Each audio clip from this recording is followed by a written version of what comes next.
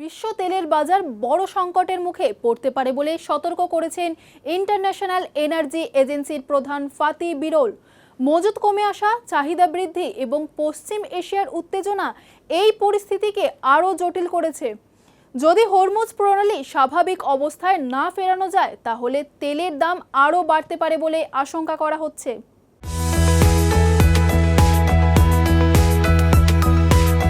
তেলের বাজার কি এবার রেড জোনে ঢুকতে চলেছে, এমনই আশঙ্কা জানালো আন্তর্জাতিক শক্তি সংস্থা। ইন্টারন্যাশনাল এনার্জি এজেন্সির প্রধান ফাতেহ বিরল সতর্ক করে বলেছেন, বিশ্বজুড়ে তেলের বাজার খুব শীঘ্রই বড় চাপে পড়তে পারে। বিশেষ করে জুলাই ও আগস্ট মাসে পরিস্থিতি আরো খারাপ হতে পারে বলেই তিনি মনে করছেন। তার মতে, গরমকালে ভ্রমণ বাড়ার ফলে তেলের চাহিদা দ্রুত বৃদ্ধি পায়। একই সময়ে তেলের মজুত কমে আসছে। এর সঙ্গে পশ্চিম এশিয়ার উত্তেজনাপূর্ণ পরিস্থিতির কারণে নতুন তেলের সরবরাহ বাধাগ্রস্ত হচ্ছে। সব মিলিয়ে বাজারে ভারসাম্য নষ্ট হওয়ার আশঙ্কা তৈরি হয়েছে। বিশেষ করে স্ট্রেইট অফ হরমুজের পরিস্থিতি খুবই গুরুত্বপূর্ণ। এই জলপথ দিয়ে বিশ্বের একটি বড় অংশের তেল পরিবহন হয়। যদি এই পথ পুরোপুরি খোলা না থাকে বা কোনো সমস্যা তৈরি হয় তাহলে বিশ্বজুড়ে তেলের দামে বড় প্রভাব পড়তে পারে।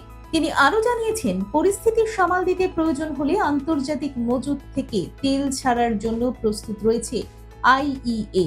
আগে যেমন জরুরি পরিস্থিতিতে এই পদক্ষেপ নেওয়া হয়েছিল, এবারও তেমন ব্যবস্থা নেওয়া হতে পারে। বিশেষজ্ঞরা বলছেন, এই পরিস্থিতি দীর্ঘস্থায়ী হলে শুধু তেলের দামই নয়, বিশ্ব অর্থনীতিতেও প্রভাব পড়বে। পরিবহন খরচ বাড়বে, যার ফলে সাধারণ মানুষের দৈনন্দিন খরচও বেড়ে যেতে পারে। সব মিলিয়ে বিশ্ব তেলের বাজার এখন এক অনিশ্চিত অবস্থার মধ্যে দাঁড়িয়ে। আগামী কয়েক মাস পরিস্থিতি কোন দিকে যায় তার উপরেই নির্ভর করবে ভবিষ্যতের দাম ও সরবরাহ। দেখুন এই সময়ের তথ্য ও চিত্র প্রতিদিন রাত ৯টায় ও সকাল ৮টায় শুধুমাত্র চ্যানেল 1-এ।